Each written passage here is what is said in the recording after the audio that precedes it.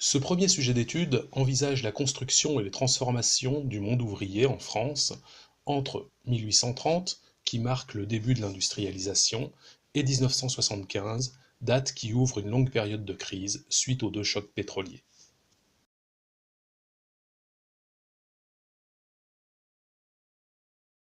Jusqu'en 1880, la population ouvrière est peu nombreuse et encore pluriactive.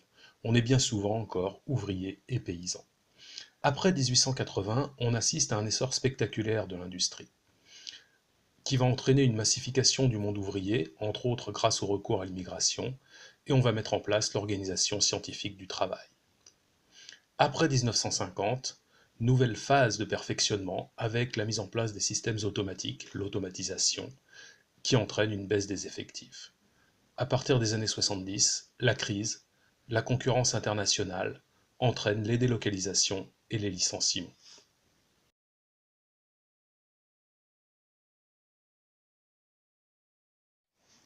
La condition ouvrière est caractérisée par des conditions de vie et de travail difficiles.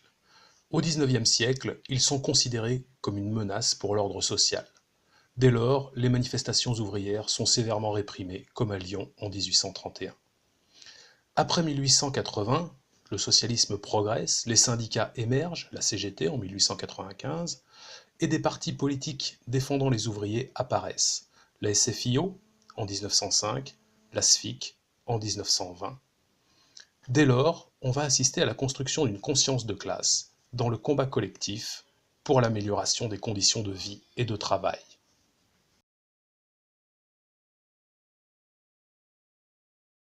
En 1936, la population porte au pouvoir une coalition de gauche, le Front populaire.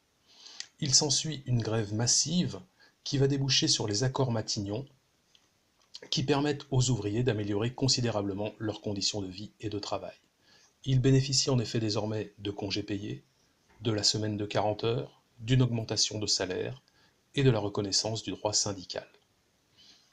En 1968, les accords de Grenelle accorderont de nouveau aux ouvriers une augmentation de salaire et une réduction du temps de travail.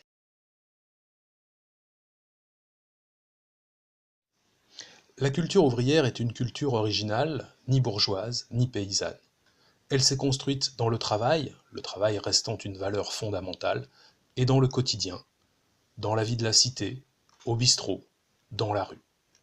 Après 1936, la baisse de la durée du travail favorise l'essor des loisirs. Les sociétés musicales déjà nombreuses progressent et le sport se développe, que l'on soit acteur ou spectateur.